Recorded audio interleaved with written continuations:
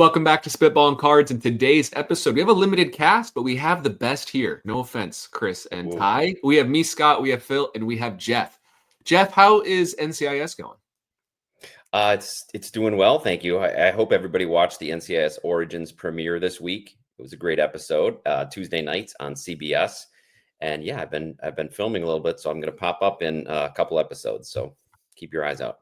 Yeah, for those that are confused while we're talking about NCIS, Jeff is not a regular, that's not the right word, but he is a returning regular. Is that Yeah, maybe I'm a recurring character on NCIS Origins, yeah. So if you want to see more of Jeff, you don't get enough in this hour-long episode you're about to listen to, go check out NCIS. And Phil, are you in any cool TV shows, or are you just really lame? Pretty lame. Yeah, me too. We're not like Jeff. He's also in Star Wars. Anyways. Enough of us swooning over Jeff. This episode, we want to talk about BGS versus PSA. Okay, PSA. We all know who PSA is. It feels like their monopoly is growing. We talked about them a week or two ago, and that video was very well received. So we thought it would be fun to talk about grading companies a little bit more in more depth. But with BGS, they are doing kind of the opposite of PSA, right? Everything PSA touches turns to gold. They're kind of in hot water right now with how they're handling the upcharge stuff publicly. And BGS is trying to capitalize on that by running ads that say no upcharges ever. But no matter what BGS is doing, it feels like they're losing market share. And we can pull up the gem rate data. Maybe I'll do that while I let you guys speak.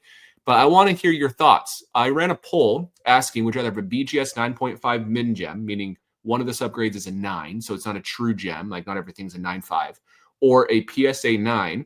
And it was almost a 60-40 split. 60% said the BGS 9.5 and 40% said a PSA 9. So do we think that's going to continue? Is BGS going to continue to decline? PSA 9, they're going to pass BGS 9.5 min gems? Or do we think this is just overreaction to everything going on? What do you think, Phil? Well, I think the obvious explanation here is people like the 10, people like that the 10's Gem Mint. PSA has the simpler scale. But you could apply that same logic to, well, a 9.5 is greater than a 9. So even though a min gem isn't really true gem mint in the fullest sense, where you've got 9.5 subgrades across the board, it's still a 9.5. And I think that'll keep it relevant for a while and keep it valuable for a while. But Beckett has done a lot of stuff, or hasn't done a lot of stuff, right? They've neglected their customer base for a period of 3-4 years before they even started to okay, they've got a newer website now. Too little, too late, in my opinion. You now have black label cards that'll sell for less than 2x a PSA 10, which was completely unheard of during the pandemic. So we could go on and on about how their resale values really PSA's closed the gap on the BGS 10 pristine gold label, the BGS 10 pristine black label. But I don't think our viewers really want to hear us go on ad nauseum about that. So I will say that I do suspect at some point in the near future for PSA 9s to surpass BGS 9.5 min gems in certain cards. I don't know if it'll be all cards. Right now, if you look at low pop, so rare stuff, high-end stuff, especially older stuff. So a combination of those things, the BGS 9.5 still beats the PSA 9. And a lot of it has to do with pop reports are so much lower. So I know this isn't a Pokemon channel, but vintage Pokemon, that would be something where the BGS 9.5, you don't really see anybody grading new Pokemon, ultra modern Pokemon in Beckett. But still, from a vintage perspective, the BGS 9.5 still has an advantage.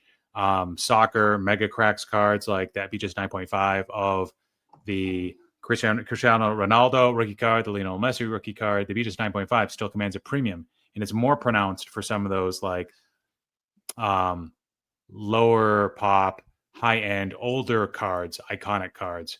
But anything that's 2015 or 2010 and up, certainly. Some people straight out prefer the PSA 9 or BGS 9.5. You can see that from comps. And I think a certain number of people have, from what I've been hearing, been crossing cards in BGS 9.5 min gem to PSA in the hopes of getting a PSA 9, not trying to get the PSA 10 anymore. These are people that are trying to get the PSA 9, collectors, maybe some investors too, that are doing this driven by money motivations as well. What do you think, Jeff? Yeah, I'm not quite there yet. I saw your poll. I voted that the Min Gem for me still the Min Gem BGS still is ahead of the PSA. That gap is getting smaller and smaller though. I still have a few cards, especially like mid 2010s cards, prospect cards, like Vlad, Mookie, Soto, all their first Bowmans uh, in BGS holders, and they are min gems. So I've been considering that. Like, should I try to move them over? And for me, I still feel just from looking anecdotally, at least at those particular cases, that the min gems still hold a higher value right now. So I'm keeping them in there in the hopes that maybe BGS does get some new management, bounces back. Like Phil said, it's little too late so far, but maybe they can make some advances, especially with SGC falling further and further behind. Maybe they'll get a resurgence. But for now, I still feel like that min gem is a little bit better, mainly because of the first thing Phil said, that people like to see something that says it's gem mint, and it still says gem mint on that holder, even though it's a min gem. I think you're right. If they can get some consistent wins, I know right now it seems bleak for BGS. I don't know if it ever will bounce back, but there is a pathway where they could bounce back relatively, not unscathed, because they missed a lot of opportunity, and PSA has taken advantage of the opportunity and really done a good job of monopolizing, basically grading. And to give you an idea, last month PSA graded 1.55 million cards, and Beckett graded 77,000. So to give you an idea, they're about 1.4 million behind PSA right now. Every And month. Yeah. every single month. And that's going to continue. And it's kind of the thing, if you keep seeing PSA over and over and over, people who are newer are going to gravitate towards PSA. They don't have the fond memories of BGS like the older collectors do. But Beckett could still bounce back. And realistically, in 5 years, things can change so much in sports cards when it comes to our sentiment on things, right? And we have very short memories in sports cards. And it's very interesting to see those short memories. And so I don't want to pronounce them dead because I don't think they are. I think I still respect a BGS slab. I still like BGS slabs. I'd rather have a BGS 9.5 than a PSA 9 of a really, really high-end card. But at the same time, it's nice to have a PSA 9 because you just feel more confident in the brand and the case and the guarantee of it and the liquidity of it. But I don't know. I don't want to say it's dead by any means. Yeah, one thing here, which is interesting. So back during like 2018, 2019, 2020, when PSA was aggressively going after ultra modern bulk, they had a pricing tier of like $6. If not six, it was like 7 or 8. If you submitted through a group, you could get those rates. And then eventually 10, and then it slowly went up and up and up, and it never fully got back down to under 10 or even at 10, unfortunately. But when they were aggressively acquiring more and more market share and going after that ultra modern bulk genre, you could make the argument that Beckett was staying relevant because people associated Beckett with higher value cards, because Beckett was not going after ultra modern like SGC and PSA were at the time. So the average value of a Beckett slab at one point was a lot more than a PSA slab because they had a lot of the older stuff. They captured a lot of the market value on thick cards and RPAs, in addition to just not going after like quantity and garbage base cards like PSA were. We see the Luis Robert pop counts of over 20,000. You don't see that with Beckett, of course. So now it's the opposite. Now the business that Beckett is getting is a lot of the on-demand base, whatever you want to call it, garbage cards that I don't know if they're like directly hurting the brand, but at some point we won't be looking back at Beckett, and probably you can say that right now, as like, well, the premium cards go to Beckett, or a lot of high value stuff is still in Beckett holders. And it still will be, because some of the stuff just won't cross the PSA. And again, to my point earlier, there still is a premium with like low pop, low numbered, high end, especially older stuff, not too old, but older stuff, going back 15 years, 20 years, not going back 30 to 40 years, because Beckett doesn't really have a strong reputation for the 80s or even 90s stuff. But yeah, you wonder if like them taking all this on demand stuff is going to hurt them. I think one thing I want to point out is kind of what you said, that there's always going to be high-end cards in Beckett slabs. So when you're grading cards, what you like to do is you like to look at the damage on that card and say, which company is going to give me the highest grade on this card? And so you can kind of take a guess based off of the condition, whether it's corners or edges or back indents or front surface dimples. And then based off of how you think that company will give it a grade, you send it to that company. But we saw it. Was it Alt? Was it Alt who bought that gold Steph Curry rookie card, the Topps Chrome rookie? And then they tried to cross it to PSA. It was like a BGS 9.5. They cracked it, sent it to PSA. PSA said it was altered. They tried to sue BGS. Am I making this up, or is that all accurate? No, that sounds right.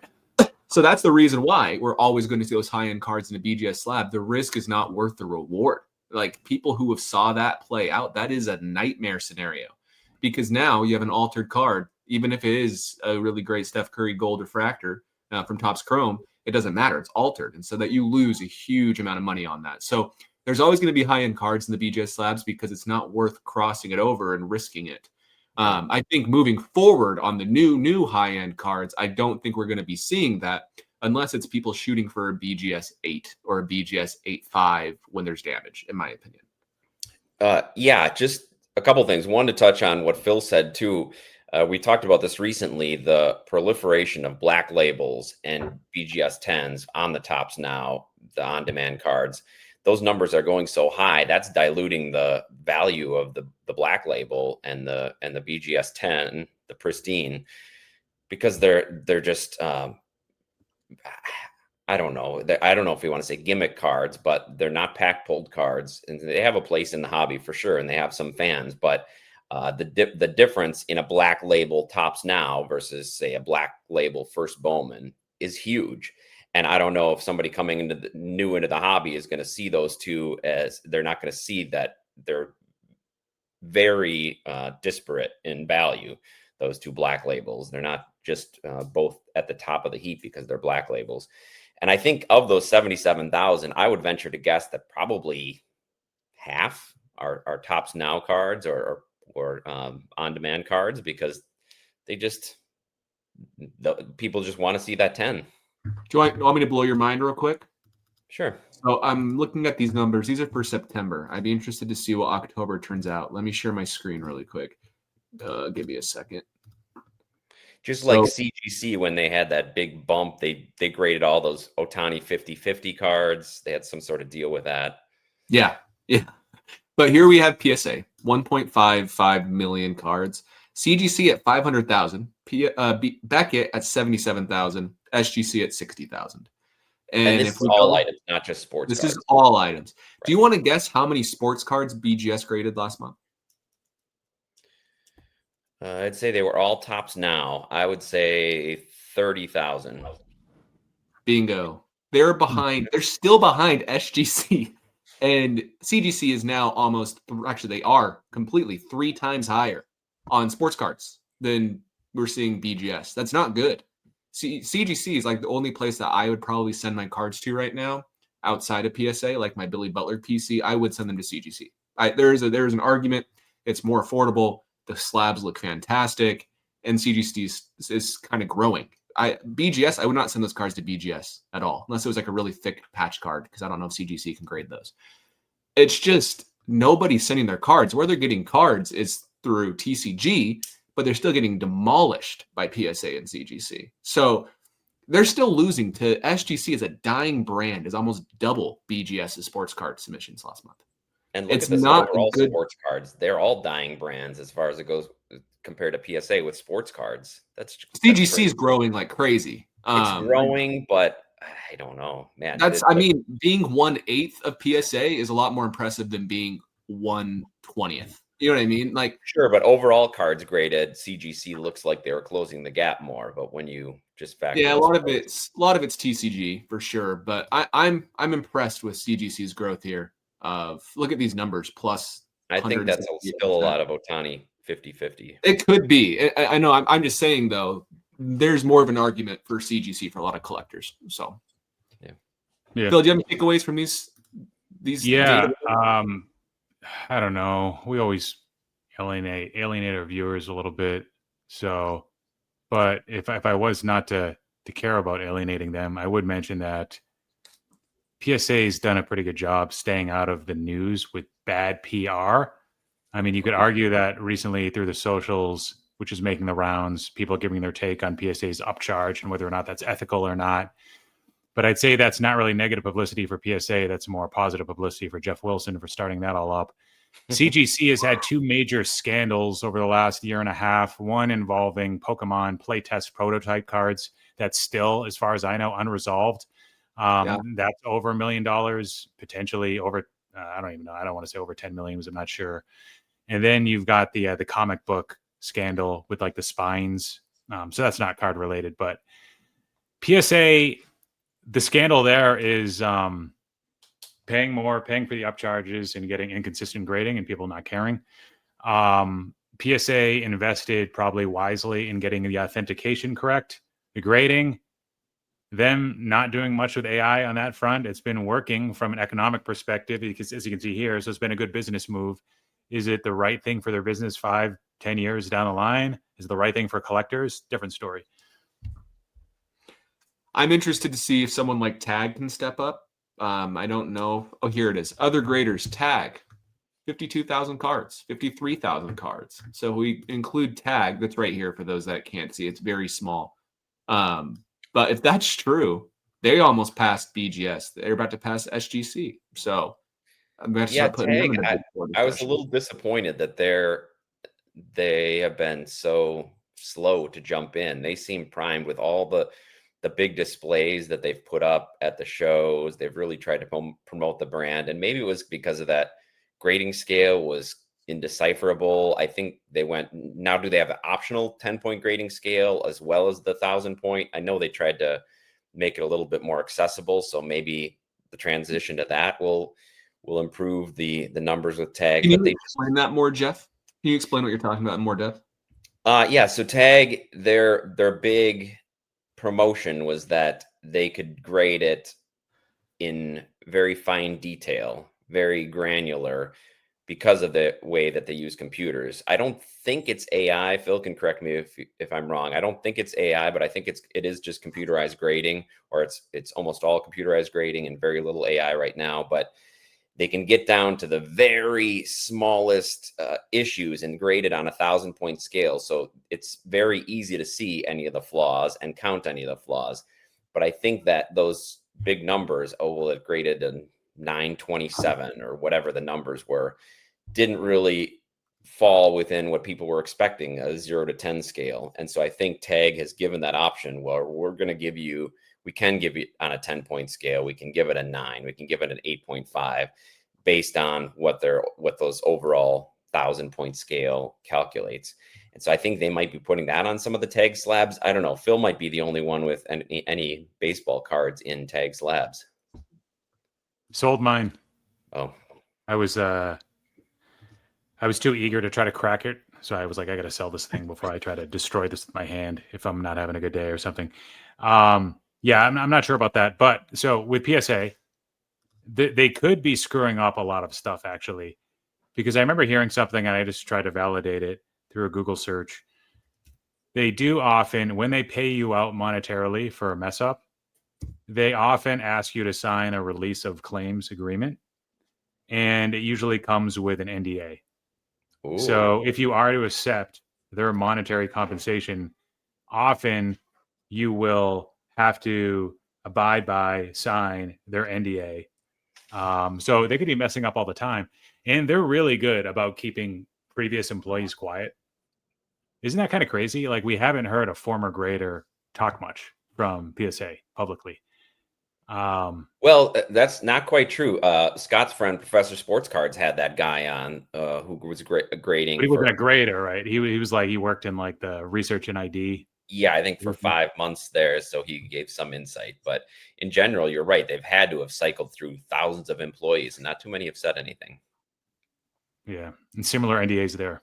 So yeah, and Phil, to your point, we know from Nat's own mouth that they pay out a lot, so they have made mistakes. How do you guys feel about Nat's comments that he made recently? You know what I'm talking about? You mean the interview with Neo? Yeah.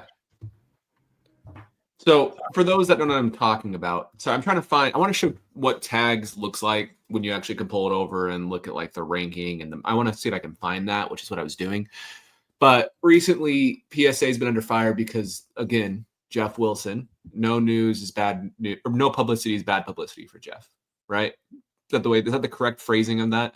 For those that don't know, I have the flu right now, so this is my Scott Baldwin, Michael Jordan flu game. I feel horrible, but That's right. recently Jeff graded a card. He hasn't said what card, I don't think, but it got a PSA 10. And he had a $5,000 upcharge, and he posted how grateful he is for the upcharge because it means his card's worth more money. And nothing makes you sound more out of touch than saying $5,000 isn't a big deal, to be honest. Especially those prices, because then he came out and said his card is worth $50,000 more because of that upcharge, right? So we know it's a Yeah. monster card. It's a monster card. And so, like, it's one of those things. It might not have been a PSA 10. It could have been a PSA 8, but it was a vintage card. I don't know. Either way, it stirred the pot a little bit. And the Neo was speaking to Nat. And historically, the reasoning behind why there's upcharges is because you're supposed to submit the card at the service level that values the card appropriately. And the reason for that is because you're paying for the lifetime insurance of the card, is the reasoning. But Nat recently discussed that point, but he also said we're the premier brand and we're adding value. So that's also why. I don't think that came off to me as good of a reason. You know what I mean? Like, Yeah, I mean, but maybe that, I'm wrong. I don't hear your guys' thought. I didn't like correct that. you, Scott. That was about a year ago that Neo About a had year that ago? interview, and so he Okay. just recently reposted those comments after this kerfluffle popped up. But a lot of other people have posted Nat's comments from before he worked there. He had many long tirades against upcharges and why they aren't worth it. And now, of course, he has a different tune being in charge of the company, which makes sense. I mean, I guess it's kind of like Tops and Fanatics raising the prices on their wax. Does it cost more to print these cards? No, but they're selling for double, triple, 10x on the secondary market, so they start raising their own prices, so they get a piece of that action. So it's similar to me in that way that PSA, they're grading a card, and if that card value goes up $100,000, then they feel like because the value is going up because they're putting their guarantee on it. They're guaranteeing the authenticity of the card. They're saying what grade it is. So they're kind of putting their reputation at stake. So yes, it has the insurance issue, but it's also they're making the card valuable. So should they get a piece of that? That's where the ethics decision or ethics discussion that Phil was alluding to comes in. I don't want to say BGS is like the white knight because they're like no charges anytime. Like, good luck trying to get your money back if it turns out the card BGS created was fake, because they probably won't, from what I've seen online and on blowout forums. While PSA usually does pay out, people are probably saying, well, PSA doesn't pay out unlimited amounts of money, which is true. I think it's $500,000 lifetime, meaning if you have 5 cards. So let's say this big kerfuffle that we're seeing with CGC happened at PSA. If you spend $1 million on the Charizard, thinking it's the one-of-one test sample play card that's worth a ton, you're only going to be getting a certain amount back that's not the $1 million, right? So there is that argument, but at the same time, I always understood the rationale for that argument at PSA, but it's never resonated with a lot of collectors, and I think that's totally justified too. So I don't want to like back them and say I think it's totally fine, but it's always been like a no issue for me. But the reason that I saw that comment by Neil, I was like, that just doesn't sound good the way he worded it. But again, maybe for Nat, he's realizing how much PSA actually pays out. So for him, he's like, okay, now I understand why. But in Phil's argument, they're screwing up that much. Maybe they should just grade better, you know? And so it's a tough situation. But the one thing I think is it's not a scam. This is known going up front. You know what the prices are going to be. If they value your card at a certain level and you've submitted at a lower level, you're going to get the upcharge. That's very clear when you're actually talking about it as a scam is misleading. It's part of the grading game, and you can play or not play. It'll increase the value of your cards if you're looking to sell.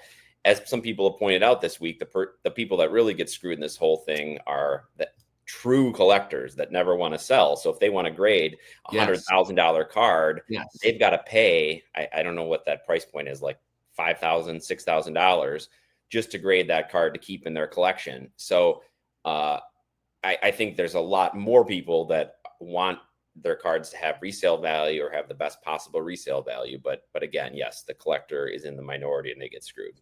There's a reason why my Billy Butler superfractors aren't graded. It's not worth the upcharge. So.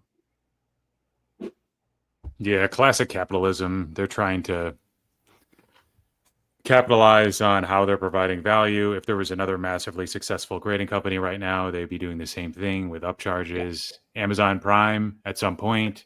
What do they charge for their annual membership? It's under 200 still, right? Like At some point, 150? Yeah. at some point it'll be $500. And they'll do that when they can.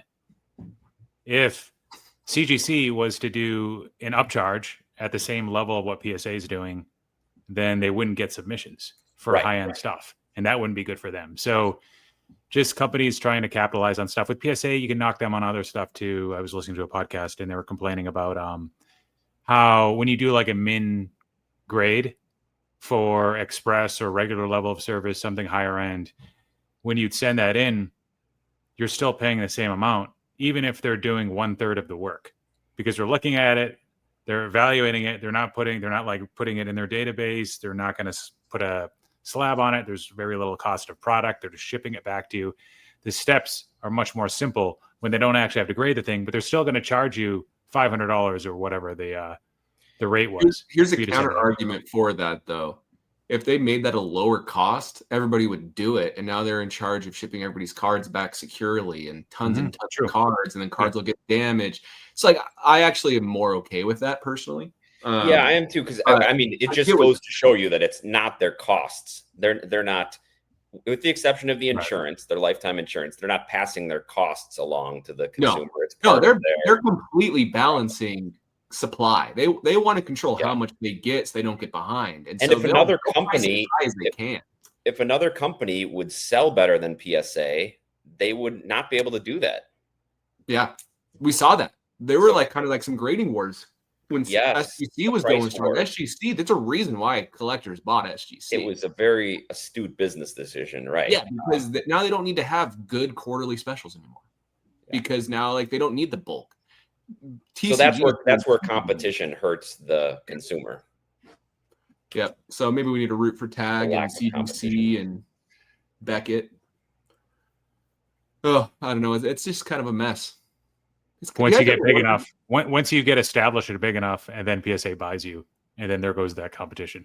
Yeah. So it's like, do you ever wonder why we care so much about grading? It makes things easier to transact in this across the country. I understand, but it's just like we really are paying. Like Nat made the point when he was talking. He was saying how, and honestly, I have nothing against Nat Turner, by the way. He seems like a very good person. And I know that might ruffle some feathers, me just saying that comment, but Nat seems like a really genuine, nice guy. But he was saying how we have cards that you send us that are only worth a couple of dollars, and then we grade them, and now they're worth thousands. Like that's crazy. We're paying that much for an opinion. We're paying that much for a slab, and we all know that it could be wrong 50% of the time. Like if you think about it too hard, it's just kind of mind numbing. Yes, agreed. Yeah, some of these like tech leaders, and I know that's not really what PSA is, but that's part of it, and that's where Nat came from. Some of these tech leaders, they're not like always gonna. They're sometimes they're gonna come out and be a little bit tone deaf and not have like if they do have the EQ, they're not always emotionally aware of what they're saying, and little Musk-like of Nat Turner in that brief. What was it, like a minute of, or was that clipped? Or it was a clip, and we didn't get the stuff before or after, so maybe it could have been better than how it came off. But like honestly, and I actually appreciated Nat's transparency and honesty instead of just dancing around it, doing like the straight up PR answer, which would have been just sticking to it's our cost for insurance. If that's all he would have said, that's the easy answer he could have taken. But he ventured out and gave a little bit more. So yeah, and nobody wants to pay more. I know a couple people commented. Chris and I talked about this issue on Blabbin last week, and people were saying, "Well, I can't believe you're backing them," or "I can't believe that you're agreeing that this is okay." And nobody wants to pay more. The point I'm just trying to make is that I see why they're doing it, and you know up front that they're going to do it. So then you can either decide to grade with them or not. And there's a lot of cards I don't grade. Now there's a lot of cards that I just keep in my one touch, because for me, it's not worth it to get their opinion on the slab. But if there's a card that I know will sell more and I might not keep it, then I'm still going to use their service. So yes, we could all just boycott PSA, and they might have to change some of their policies. but I don't know that by sending something to Beckett, it's really going to help the hobby. Yeah. We need the competition to raise their level, to invest in their companies the way PSA has done. I don't know if they could even catch up, but if some of them could catch up and make it close, like Scott said, he's going to send some to CGC. There you go. I want to point out. Sorry, Phil, you can go. Oh, I was going to say, yeah. I mean, the analogy is like the one I think of is we've got a lot of Greek style pizza places here in Massachusetts. Most of you guys probably don't even know what that means. It's a pizza that's cooked in a pan. It's perfectly round. It's pretty gross. It's like buttering the outside. If done right and if cooked long enough, it can actually be okay, in my opinion. But like you're supporting your local Greek style place. For me, it would be like insert town house of pizza. Like, why am I supporting that place when the food sucks? When I could just get the better food, have a better experience, get more for my buck, make my family happier too. So there's even more benefits. So maybe not the best parallel here, but and go to an actual like good pizza place. Yeah. You know what I mean? Like even though you're hurting the town economy by going to maybe a chain or a place in a different town, like it's on the businesses to get better as much as it is for you to support the right ones, right? Agreed. Well said. Yeah. And I mean, let's give PSA the credit where they do help. And maybe for me, a lot of the cards I'm targeting now are more unique cards where grades aren't as important. And that's not saying they have to be valuable. It just means they're more like out of 5 red of somebody. Even if it's only worth 50, $60, the grade's a lesser importance to me, right? So if that's what I'm collecting, it's not a big deal if I have a BGS or an SGC or a PSA, and if it's a 9 or a 10, it doesn't really matter. But if someone is collecting more of like the Kaboom style stuff, then that's when you are getting a lot of value from PSA, and they're providing a middleman in that transaction to justify the increase of why yours is better. So I understand that perspective. Or like I know Jeff Wilson posted, I don't know if this is the card that he graded, but he posted a 2nd star Jordan PSA 8. Okay. And so he has 2 of those, and those have gone crazy. And so there's a big gap between a 7 and an 8 and a 6 and an 8 in particular. And so PSA really is making that transactional piece for Jeff easier. So I guess for him, that $5,000 upcharge, if that's the card, which I don't think it is worth it. So there's an argument where you're not paying them because it's worth more. You're paying them because they make your life easier if you want to sell it. I don't know. It's just how you position it. It's just talking in circles. But yeah, but there's a lot of people that enjoy the hobby without grading at all. And there's a lot of people that we know that keep their cards in one touches or keep them in binders and enjoy them just as much. So I don't think there's any right or wrong answer. And if you don't like the way PSA does business, then don't use them. Yeah, I think there's a lot of different options in this hobby. I wish there were more grading options. I wish it was that Beckett and PSA were more closely aligned as competitors. They're not. So you just have to do what you feel is best for your collecting. I think you're spot on, Phil. I think if any of the other grading companies were bigger, they probably would just do the same thing as PSA to make more money. It helps the bottom line, but they can't justify it. So I wouldn't say the other ones are heroes by any stretch of the imagination. They'd all be doing the same thing. So, or at least it maybe if they were equal size, maybe PSA would have to reduce their upcharges. There'd be a little bit more of that pricing more. They'd have to offer more specials. So regardless, either way it would go, that competition would help us as the consumers better.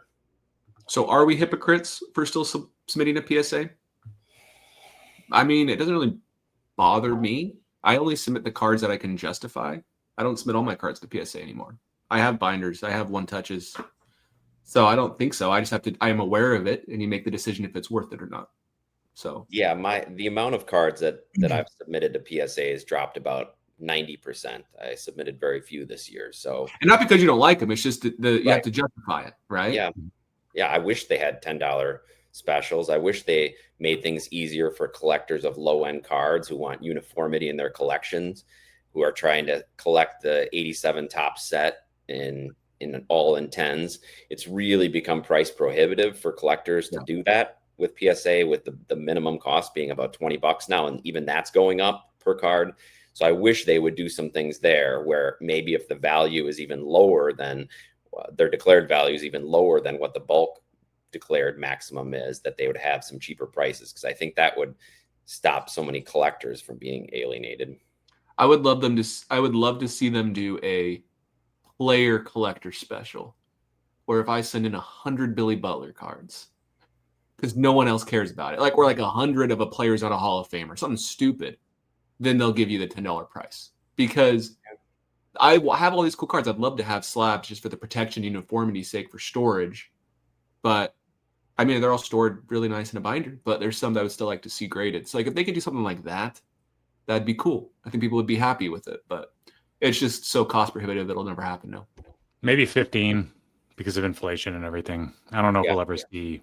Sure. Even if PSA was struggling and there was like an economic crash, really think they'd go under 15 again? No. Just for like, I'm talking like special, not a permanent price. Yeah, but I don't know. The most recent time that they got close to that, Phil, is with their TCG. I know TCG got down to like $16.99, something like that. But they obviously don't need to have any specials for. That'll never happen again, at least not for a long time. So, final question of this conversation.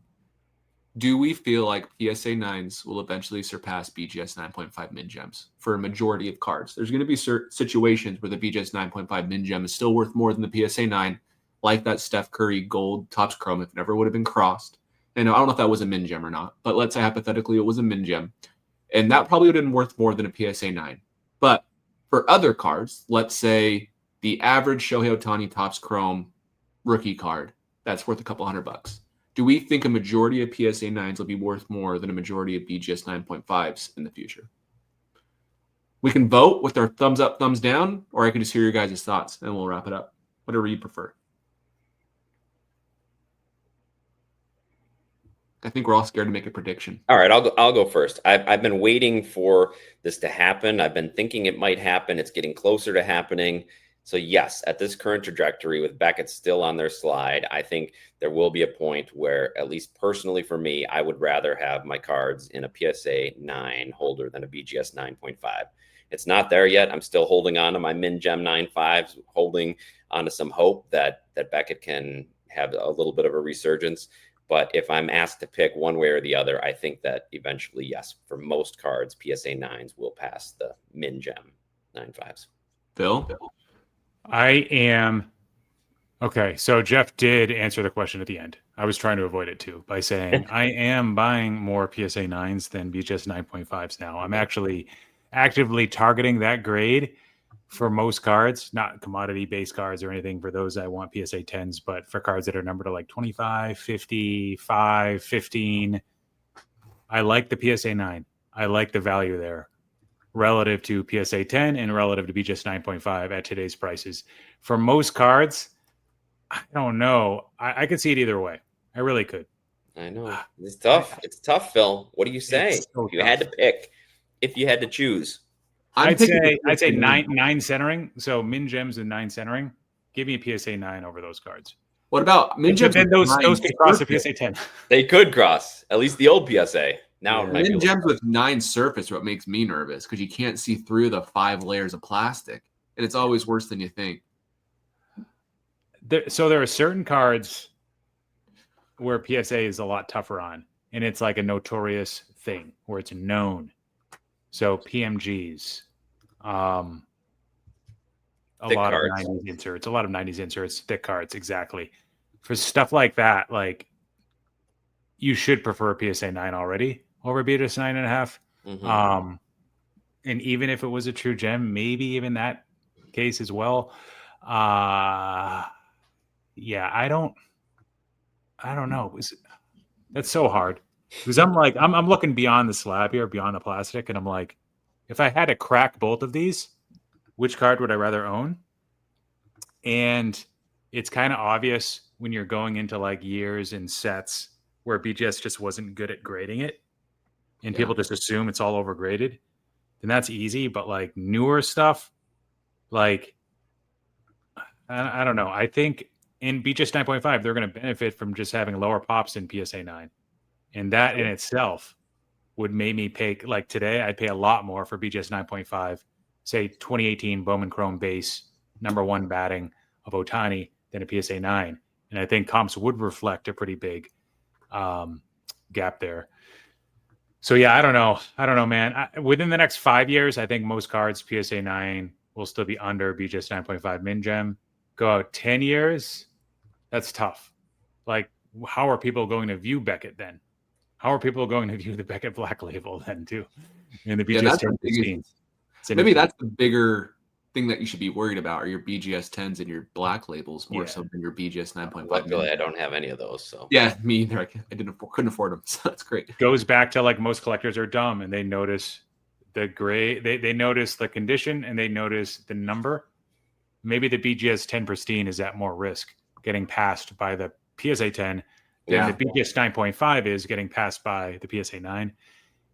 Even though I don't think that's necessarily fair, but that's not all of this is rational the way this is played out clearly over the last 5 to 10 years. I've heard a rumor that BGS 10s and black labels are popping more than normal. Is that true? Do you guys have any of the data behind that? I can't claim it without looking at the data, but yeah, well, with Tops now, they're popping up a lot more. Even outside of Tops now. Like I know in TCG, it's not hard to get a BGS 10, really. So it's way easier to get a BGS 10 now. But then people would argue not just the printing quality of on-demand stuff, thinner card stock, but also the printing quality is going to be better on the new Pokemon too. Which I don't know if that's true. American, I don't know. The corners are better, but centering it seems hard to get like SIRs 10s. Like some of those are like sub 30% or sub 40% gem rates. I feel like every single card I don't open Pokemon anymore because now it's too expensive. But I opened a lot of Pokemon in the last like 4 or 5 years. I opened it a lot more than sports cards. And I always feel like almost every card I had, for some reason, had a touch of white on one corner. I never got lucky. So anyways, maybe it was just the formats I was opening. They weren't from booster boxes or retail packs. Okay, well, I think it's a good place to wrap. Let me ask you one final question. 10 years, 15 years from now, let's say the year is 2040. Okay, is BGS going to be in operation? If you had to guess, assuming humanity's still going strong, right? Is BGS, and we don't have any bigger fish to fry in 2040? How confident are you in BGS as a brand? Not very confident. So many variables, I know, but. Yeah. Like I don't understand their whole like convoluted ownership structure right now, like owned by a PE firm or something. The guy went to jail and had to like liquidate all his assets or something. Beckett's still around. There's still some money going into it. Also profitability. Like I don't really know how profitable these grading companies are. We were told by people that like SGC was still really profitable despite being a distant at the time number 2 or number 3. It seems like a pretty profitable business. It seems like one that Fanatics would want to get into, but Beckett is too expensive for them to acquire or whatever. Like, do you think they really have an issue stirring up one more conflict of interest? No, there's no rules here. It's a Wild West. So, but that's besides the point. Geez, I would have thought Beckett would be dead now, but I clearly don't understand enough about the underlying business and profitability and all that stuff. You said one thing I want to hit before we wrap this up, but if somebody like Fanatics buys BGS, that changes everything. It changes everything and the outcome and outlook of all of this. Can you imagine if every single Topps Dynasty card was releasing the BGS slab dedicated to Topps Dynasty, and that's their high-end brand and all the product? Like there's a world where that could happen. So we'll see how it plays out. But on the current trajectory, and I want to say this, half my slabs are in PSA, half of them are in BGS. I don't think any of my bigger cards are in SGC anymore. So I have every reason to hope for both, but it'll be interesting. All right. Yeah, I guess it's like Little Debbie.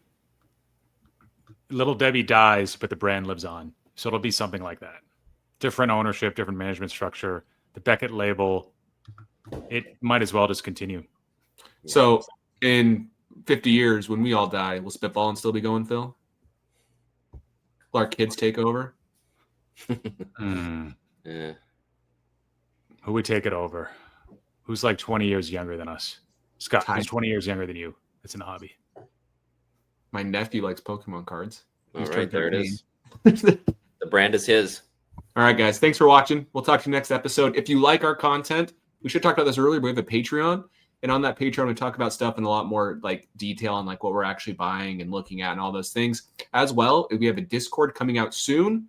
Our goal was November 1st. It might be a little bit later. I'm not sure about that, but we'll keep you posted on the Discord as well. It should be in this next month, where we actually have buy, sell, trade threads, all of our thoughts on sets and all those different things. So check that out, and we'll talk to you in the next episode.